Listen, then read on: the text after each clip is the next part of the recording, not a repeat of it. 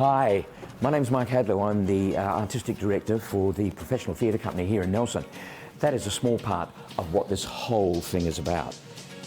Nelson is probably one of the most amazing regions in the country. Why? Its people, its businesses, its relative information about anything that you want is right here. Get on a plane, get in a car, walk, ride, do whatever you want, but come here because this is uniquely Nelson, and that's what we're about. It's the only place in the world that can be Nelson.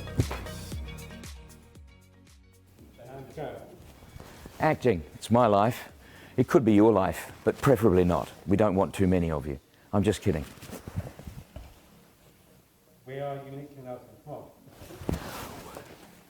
We are uniquely Nelson. Gotta go. Don't forget, we are uniquely Nelson. Bye.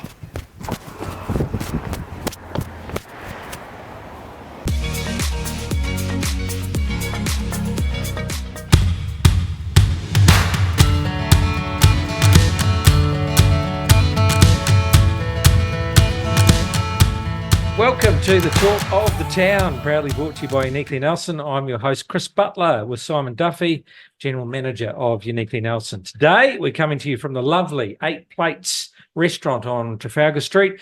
Joining us today is our esteemed guest, Nic Foster, the Community Engagement Manager for Nelson Building Society. It's fantastic to have you here, mate. Welcome. Welcome. Thank you very much. Pleasure to be here. Tell us a little bit about where you hail from, Nick, and where do you come from? Well, I come from Christchurch, but I don't say it out loud very often. I've been in Nelson for over 24 years now. And prior to that, lived in London for about 7 or 8 years. So, yeah, Nelson's probably my home now. Yeah, right. So you passed the threshold because they say 20 years, although someone said they've put it up to 30 years before you're a true local. Yeah. Was that the council's put it up? I don't know. It's I've always known it as 20, but someone said no, they've changed it. It's 30 now. Yeah.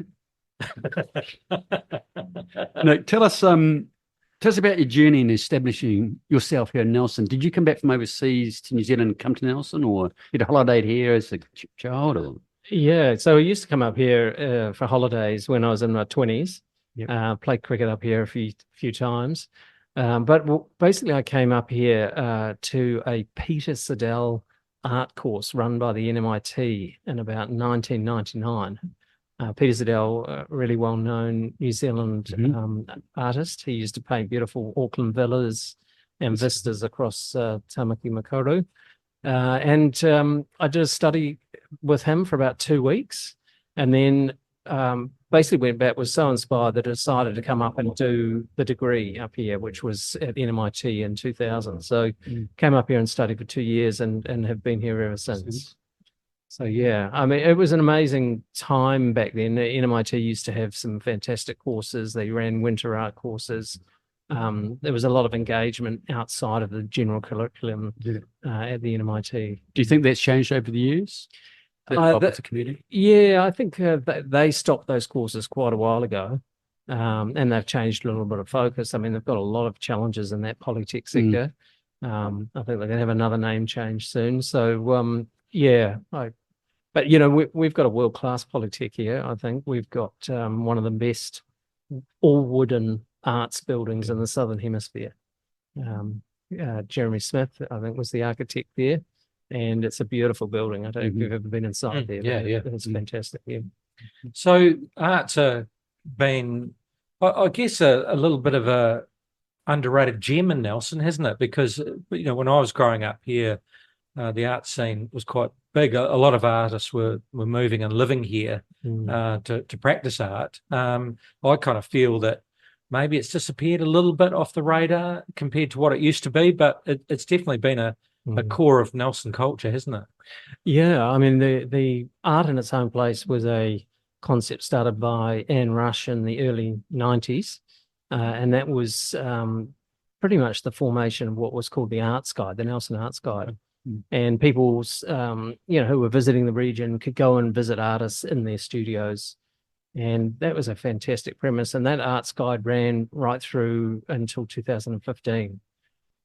And I think right through the late 90s and into the early 2000s, there was a really good art scene. Two interesting things happened. About 2008, we had the GFC. Mhm. And then post GFC, we had a mammoth rise in house prices. So people who wanted to come here and be artists suddenly couldn't afford to live here. Yeah, right. So there is a little bit of that has influenced the drop off the art scene. I think NMIT has also struggled to get students here. Mhm. They've done consistently well, but they're not really on the radar of the national kind of Place to come to. place to come to, which is a shame. And I think the other thing is, we've got quite interesting people moving here who are interested in investing and buying art. And that's, they're coming here for lifestyle changes. They can get the best mountain biking, best recreation and all sorts of things here in Nelson and still eke out a lifestyle if you've got. Awesome. Yeah. But I think there are moves now potentially to address that, isn't there? I was talking to Lloyd and he said that in the pipeline there's a few ideas coming through that is going to assist with more artists, more artwork, but also the promotion of art. Is that right? That's correct. So Yeah. I'm actually on the Mayor's Task Force, He Tautu Whetū. So that's a kind of a think tank, if you like, about how to move art forward in the region.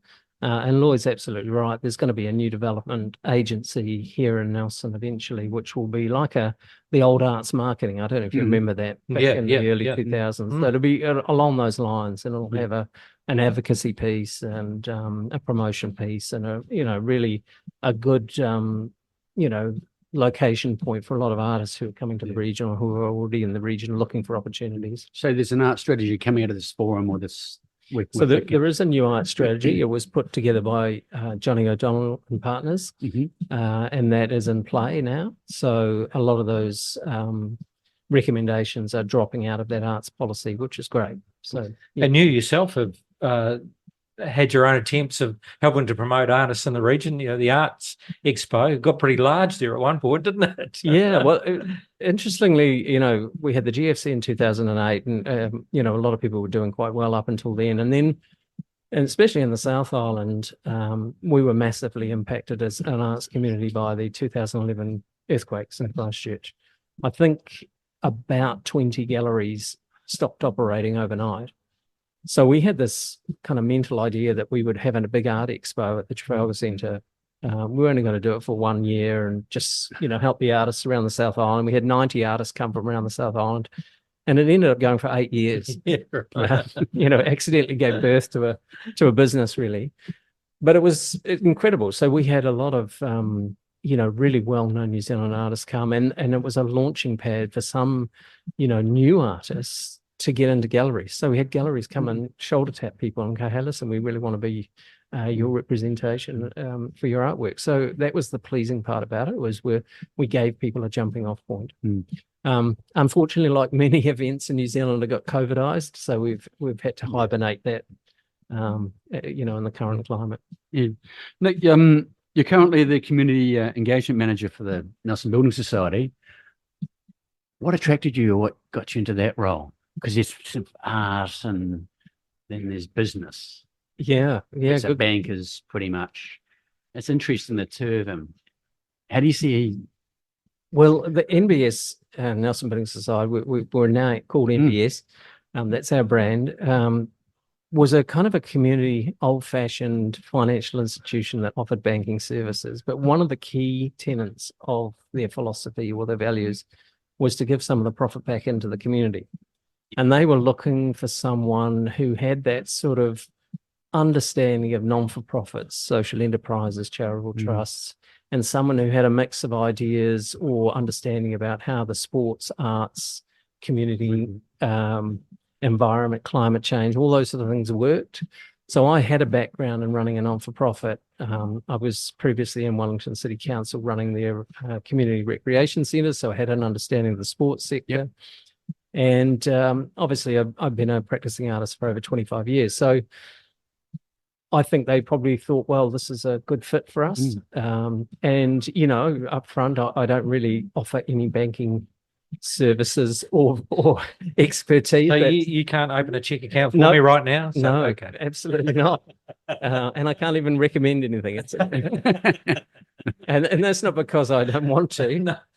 It's because I'm not allowed to. But that's not the point. My point of the role is that we engage in, I think it's currently 340 non-for-profits, of which we give money in some shape or form to. Throughout And the South Island. throughout our 8 branches, yeah. And I look after probably between 180 and 200 of those in just the Nelson region. Yeah, wow. So every year we give away about $1.3 million into the community, and we see material impact. Yeah. So there's a natural synergy from your past for this role. And it is known, I mean, there's the different banks that are here in Nelson, but NBS, I joke that there's a lamppost I drove past the other day, and you guys were sponsoring that lamppost because some famous All Black leaned up against it during a match or something. But you are very well. You can drive through Nelson for half an hour and you can see the sponsorship and support for different organisations within our community. I'd say, how long have you been? A year and a half, 2 years now? Yeah, coming up 2 years in 2 May. years. Yeah. Yeah, but that's an interesting point. I mean, I think NBS, we're also the oldest building society in New Zealand. We're 162 years old this year.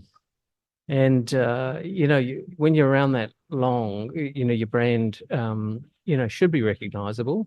And, I don't want to comment on what the other banking institutions do with the community. And there's some very high level things they do. There's major sports in New Zealand. But I think when you live and breathe your community, you need to, in some way, shape, or form, support your community.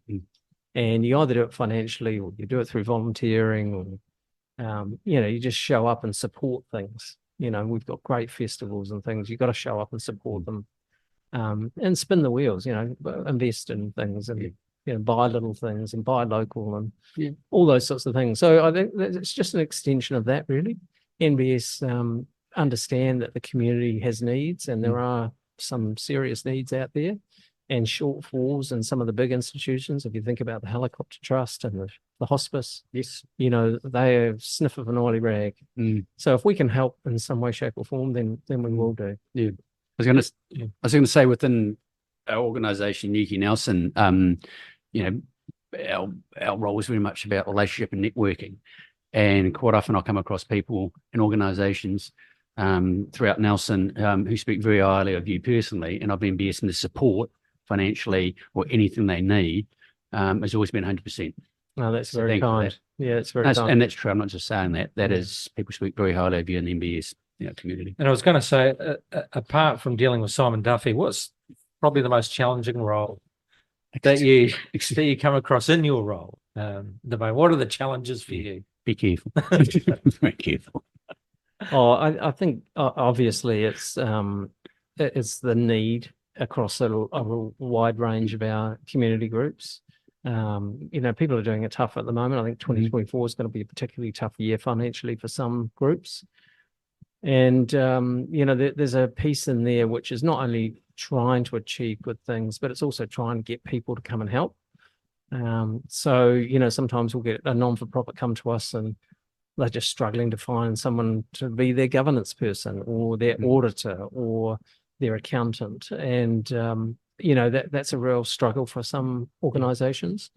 But they're doing great work. They're at the coalface and they're making a difference in people's lives every day, which is fantastic. So the challenge for me would be, when I see that, I go, well, crikey, how can I help? And I'm not an accountant, but, they don't fall out of trees, benevolent accountants. So, it's a kind of it's an ongoing thing, really.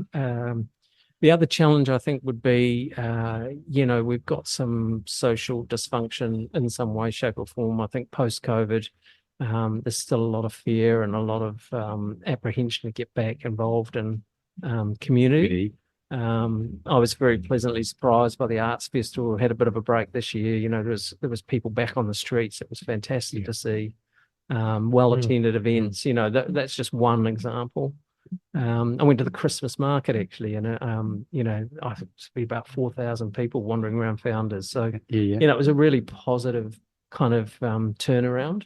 But that social dysfunction, I think, is a big challenge. Yeah. Way to go. Spare time. outside of work, what do you like to do apart from painting? Yeah, I spend a lot of time in the studio. It's my sort of happy place. The other thing I love to do is swimming. So like every other Nelsonian, I know the high tide, and I know that if the weather's right and the tide's right, I'll meet everybody I know jumping off the steps around Te Hunanui Drive. Just come back from camping in the most fabulous place in the world, Tautranui. So that sort of thing. I love catching up with friends. Yeah, so just generally kind of socializing. I mean, Nelson's a pretty cool place to go out and do things. So 4 national parks within an hour and a half. Obviously, sometimes in the Able Tasman, love going down the lake. If we get a chance to go to Kahurangi, we'll do it. Yeah. You operate from offices within Nelson City. So tell us about what you love being in the heart of Nelson City. What do you love about being in the middle here? Well, Nelson's quite a beautiful town to look at. I mean, we've got some amazing trees and green spaces. I think I love being able to ride my bike. I have an electric bike, which I'm very passionate about. Try not to take the car anywhere now. And if I can do shopping with the electric bike, I will. So I love whizzing around town and going to meetings on a bike. I'll even bike out to meetings out as far away as Stoke if I can get there on time. So that's the beauty about Nelson. It's a very walkable, livable, rideable city. So yeah, and the light here, I think, for any artist or anybody who's been to the Mediterranean, it's a very Mediterranean light, very intense, very bright, and yeah. Looking forward, Nick. In your opinion, what could be different or improved in Nelson City?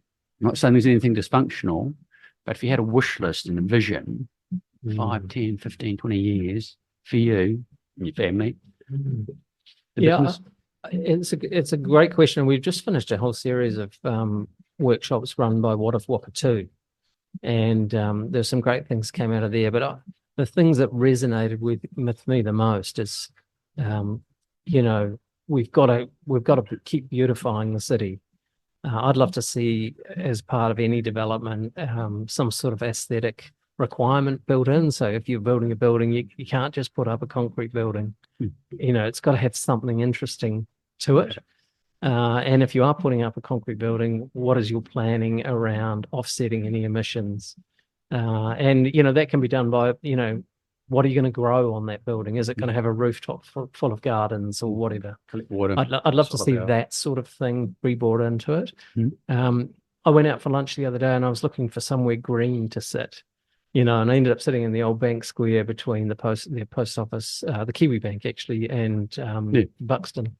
And it was quite sweet in there, but I thought, gosh, wouldn't it be great if there was a big grassy area? And if anyone's travelled overseas, the lifeblood of any city is usually an inner city park or an inner, that sort of thing. And then thirdly, I think we've missed the boat a little bit about, street art. So I sit on the council's public sculpture selection committee, and we've done some good work. There's been some great new sculptures in the city, but I'd love to see that turbocharged. We could make a real thing in this city of, when people are visiting, they can have a look at not only the suited collection, which is the art walk, which you see around the walls of Nelson, but really interesting sculpture, 3D pieces where people can really talk to it and engage with it and understand it and be wowed by it, actually. Yeah, so those are my 3 things. Yeah. Oh, very good. I've got a question for you. Maybe I'm trying to find out, down by Te Whauga Centre next to the river, there's that twirly wind. Who was the artist? Phil Price. Phil Price, local? Well, his parents, I think, still live on Stanley Crescent. So Phil works out of his amazing studio in Littleton. He's a kinetic artist, and that work's a really significant work.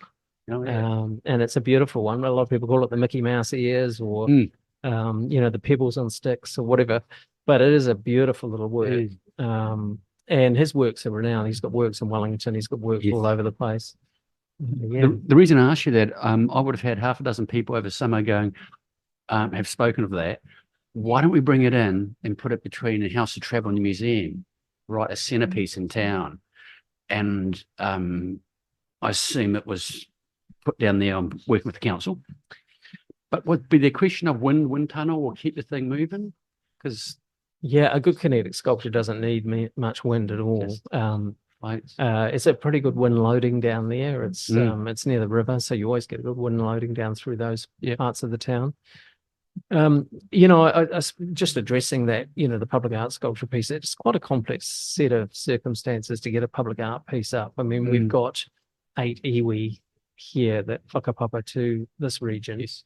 And that is a very sensitive and delicate negotiation when you're putting any public piece of art, that you need to go and have good consultation processes with iwi. Yes. And then you've got to have a process through the council which suggests, whatever is located there is appropriate for the site. Yeah. So yeah, it's not an easy process, but it's the thorough process now at the council. Mm. Yeah.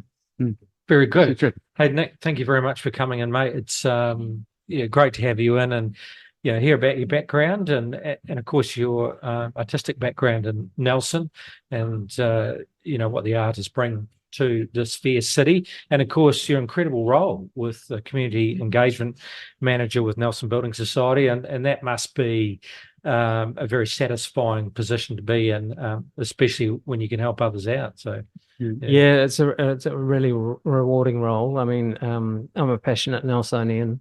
If we can make a difference in the city, I think it's incumbent upon all of us to make some sort of difference in the city. And it's a beautiful place, it's an absolutely beautiful place. So we appreciate the work you do, and thanks very much for coming in, and keep up the good work. You're very welcome. Do you like the flowers? The flowers in the city? Flowers around the city, the pots? Well, it's really pretty. I thought you looked at the flowers around here. No flowers in here. It's Valentine's, there's no flowers. Oh, don't. Yeah, I think it adds value, definitely. Yeah. Good. So do we. A heartfelt thanks to Nic Foster, the Community Engagement Manager for Nelson Building Society. Great to have him in and sharing his insights into community engagement and the impact in our local area. As always, a big shout out to the team at 8 Plates Restaurant, top end of Trafalgar Street, for their hospitality. You can find this episode along with others at uniquelynelson.co.nz or talknelson.co.nz. Thanks for tuning in. Don't forget to join us next time for the Talk of the Town. This is Chris Butler and Simon Duffy signing off. Until next time, Nelson, stay unique. Stay unique. Cheers, Nick. Appreciate it. Yeah.